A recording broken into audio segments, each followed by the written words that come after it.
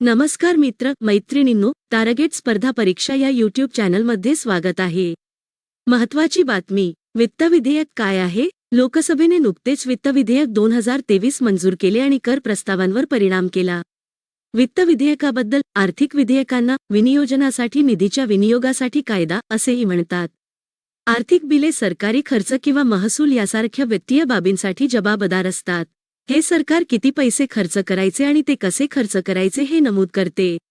लोकसभेच्या कार्यपद्धतीच्या नियमांच्या नियम 219 नुसार वित्त विधेयक हे विधेयक म्हणून परिभाषित केले जाते, जे विशेषतः आगामी आर्थिक वर्षासाठी भारत सरकारच्या आर्थिक प्रस्तावांना लागू करण्यासाठी दरवर्षी सादर केले जाते.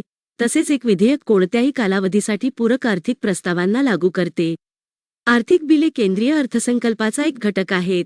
भारतीय राज्यघटनेच्या कलम 110(1) नुसार अर्थसंकल्पासह वित्त विधेयक सादर करणे आवश्यक आहे.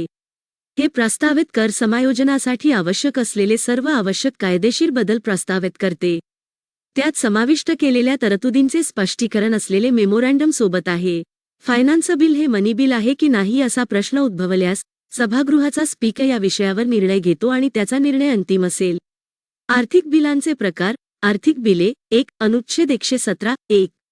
यात केवळ घटनेच्या कलम 110 मध्ये नमूद केलेल्या विषयांचाच समावेश नाही, तर इतर विधाय तरतुदींचाही समावेश आहे.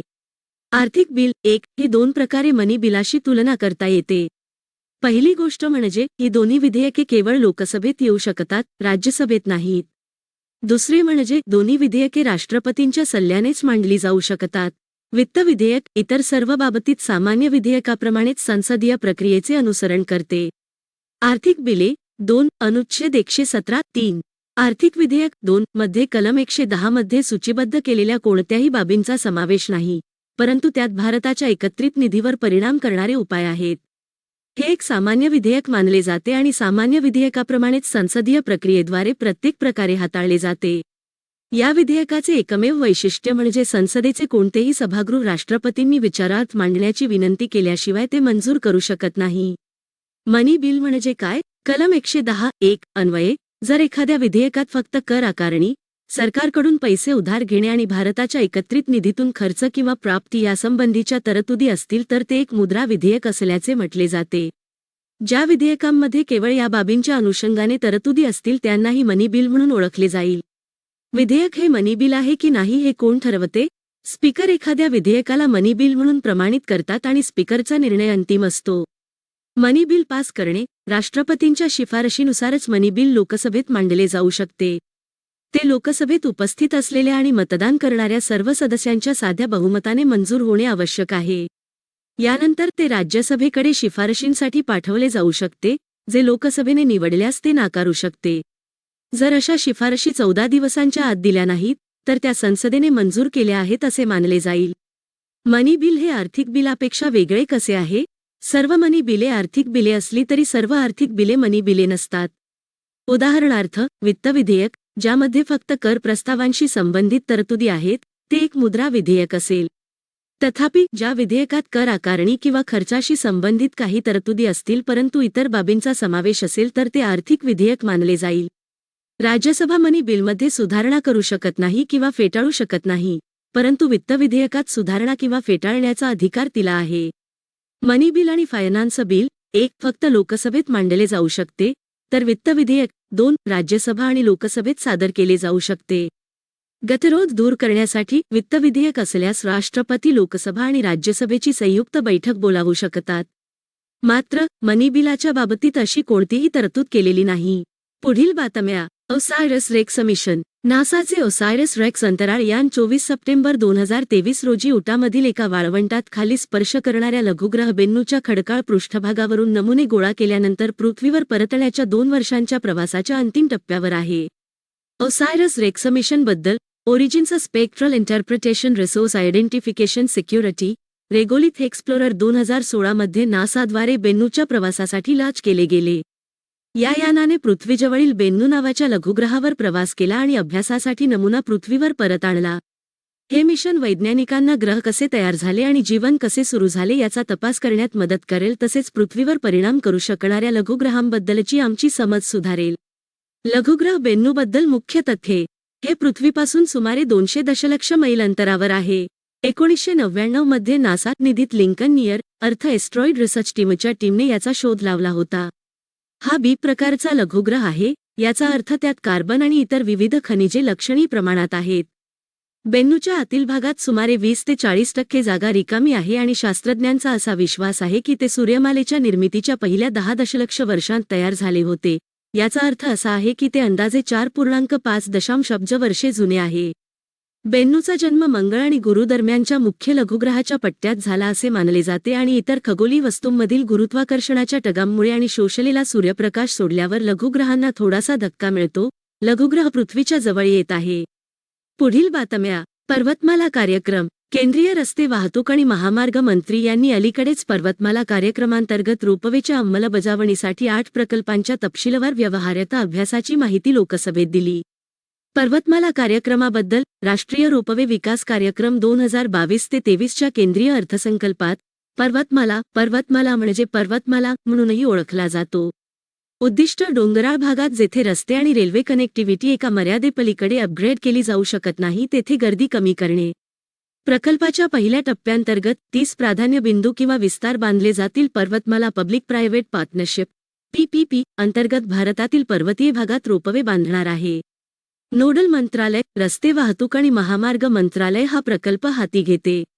रोपवे बांधणे, संशोधन आणि धोरण ठरवण्याशी संबंधित सर्व बाबींवर मंत्रालय देखरेख करेल. अंमलबजावणी करणारी agency national highways logistic management limited NHLML ला हा प्रकल्प राबविण्यासाठी मंत्रालयाने अनिवार्य केले आहे. हे भारतीय राष्ट्रीय महामार्ग प्राधिकरण NHAI चे 100% मालकीचे SPV आहे. पुढील बातम्या. Date mutual fund. अर्थसंकल्प 2023 मध्ये केलेल्या सुधारणांनुसार डेट म्युच्युअल फंडावरील दीर्घकालीन भांडवली नफा कराच्या गणनेसाठी इंडेक्सेशनचा कोणताही लाभ 1 एप्रिल 2023 रोजी किंवा त्यानंतर केलेल्या गुंतवणुकीसाठी उपलब्ध होणार नाही. डेट म्युच्युअल फंडबद्दल. डेट फंड या म्युच्युअल फंड योजना आहेत ज्या commercial papers CP certificate of deposit CD, corporate bonds T-बिल, सरकारी सिक्युरिटीज आणि इतर मनी मार्केट इन्स्ट्रुमेंट्स यांसारख्या निश्चित उत्पन्न निर्माण करणाऱ्या सिक्युरिटीजमध्ये गुंतवणूक करतात. या साधनांमध्ये निश्चित मुदतपूर्तीची तारीख आणि व्याजदर असतो जो सिक्युरिटीच्या मुदतपूर्तीपर्यंत खरेदीदार मिळवू शकतात. ते इक्विटी फंडांपेक्षा कमी अस्थिर मानले जातात आणि म्हणूनच ते गुंतवणूकदारांसाठी आदर्श आहेत जे तुलनेने जोखीम प्रतिरोधक आहेत आणि त्यांच्या गुंतवणुकीत स्थिरता शोधत आहेत. कॅपिटल गेन टॅक्स म्हणजे काय? भांडवली नफा कर हा गुंतवणूक विकल्यावर गुंतवणूकदाराला मिळणाऱ्या नफ्यावर आकारला जातो. ज्या कालावधीत गुंतवणूक विकली जाते त्या कर वर्षासाठी हे देय आहे. हे भांडवली मालमत्तेवर लागू होते, ज्यात स्टॉक, बॉन्ड, डिजिटल मालमत्ता जसे की क्रिप्टोकरन्सी आणि NFTs, दागिने, नाणे संग्रह आणि रिअल इस्टेट यांचा समावेश होतो. भांडवली लाभ कराचे प्रकार. दीर्घकालीन भांडवली नफा कर हा 1 वर्षापेक्षा जास्त काळ ठेवलेल्या मालमत्तेच्या विक्रीतून मिळणाऱ्या नफ्यावर लावला जातो. कर कंसानुसार दर 0%, 15% किंवा 20% आहेत. अल्प मुदतीचा भांडवली नफा कर हा 1 वर्ष किंवा त्यापेक्षा कमी कालावधीसाठी ठेवलेल्या मालमत्तेवर लागू होतो आणि सामान्य उत्पन्न म्हणून कर आकारला जातो. स्रोत. 1 एप्रिलपासून या डेट म्युच्युअल फंडांवर कोणताही LTCG कर लाभ नाही. 5 महत्त्वाच्या प्रश्नांची उत्तरे दिली. पुढील बातम्या. लेझर पॉवर्ड बेड फ्युजन LPBF तंत्र. अलीकडेच international advanced research centre for पॉवर्ड metallurgy and new materials ARCHI मधील संशोधकांनी लेझर पॉवर्ड बेड फ्युजन LPBF किंवा निवडक लेझर मेल्टेड SLM तंत्राचा वापर करून एक नवीन धातू जोडण्याची प्रक्रिया विकसित केली आहे. Metal 3D printing. बातमीत का? संशोधकांनी लेझर पॉवर्ड बेड फ्युजन LPBF वापरून तांबे आणि स्टीलपासून बनवलेले द्विधातू संमिश्र तयार करण्यासाठी एक नवीन धातू जोडण्याची प्रक्रिया विकसित केली आहे. तांबे आणि स्टीलपासून बनवलेल्या अशाच एक द्विधातू संमिश्र उच्च थर्मल आणि विद्युत चालकता, अपवादात्मक गंज प्रतिकार आणि यांत्रिक गुणधर्म आहेत. संशोधकांनी इंटरफेसियल मायक्रोस्ट्रक्चर आणि बाइंडिंग मेकॅनिझमच्या निर्मितीचे यशस्वीरित्या प्रात्यक्षिक केले आहे आणि मजबूत इंटरफेसियल बॉन्ड साध्य करण्याच्या कारणाचा शोध लावला आहे. ते लक्षणीय का आहे? तांत्रिक प्रगतीच्या जगात उच्च कार्यक्षम आणि बहु-कार्यक्षम संरचना आणि घटकांना खूप मागणी आहे. या मागणीची पूर्तता करण्यासाठी द्विधातू संरचनांच्या विकासाकडे लक्षणीय लक्ष वेधले गेले आहे.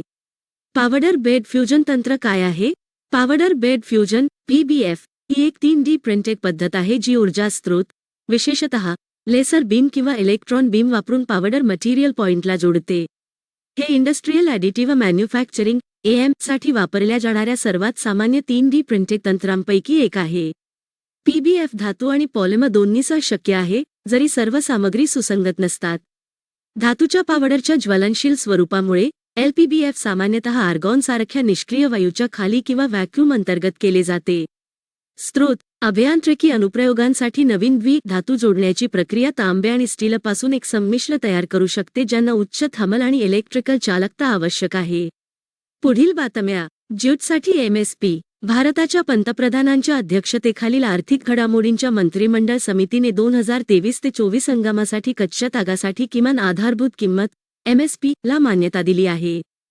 ज्यूटबद्दल लागवडीच्या आणि वापराच्या दृष्टीने कापसानंतर ताग हा सर्वात महत्त्वाचा नैसर्गिक तंतू आहे. त्याच्या वाढीसाठी आवश्यक हवामान परिस्थिती तापमान 25 ते 35 अंश सेल्सिअस दरम्यान पाऊस सुमारे 150 ते 250 सेमी मातीचा प्रकार पाण्याचा चांगला निचरा होणारी माती. बांगलादेश आणि चीन खालोखाल भारत हा तागाचा सर्वात मोठा उत्पादक आहे. गंगा ब्रह्मपुत्रा डेल्टामधील समृद्ध गाळयुक्त मातीमुळे हे प्रामुख्याने पूर्व भारतात घेतले जाते. भारतात प्रमुख ताग उत्पादक राज्यांमध्ये पश्चिम बंगाल, बिहार, ओडिशा, आसाम, आंध्र प्रदेश, मेघालय आणि त्रिपुरा यांचा समावेश होतो. किमान आधारभूत किंमत किती आहे? किमान आधारभूत किंमत MSP ही कोणत्याही पिकाची किमान किंमत आहे जी सरकार शेतकऱ्यांसाठी फायदेशीर मानते आणि म्हणूनच समर्थन साठी पात्र आहे. सरकारी एजन्सी जेव्हा शेतकऱ्यांकडून एखादे विशिष्ट पीक घेतात तेव्हा त्यांना दिलेली किंमत देखील असते. या किमतींसाठी सध्या कोणतेही वैधानिक समर्थन नाही किंवा त्यांची अंमलबजावणी अनिवार्य करणारा कोणताही कायदा नाही. MSP अंतर्गत पिके समाविष्ट आहेत. सध्या केंद्र सरकार 23 साठी MSP सेट करते.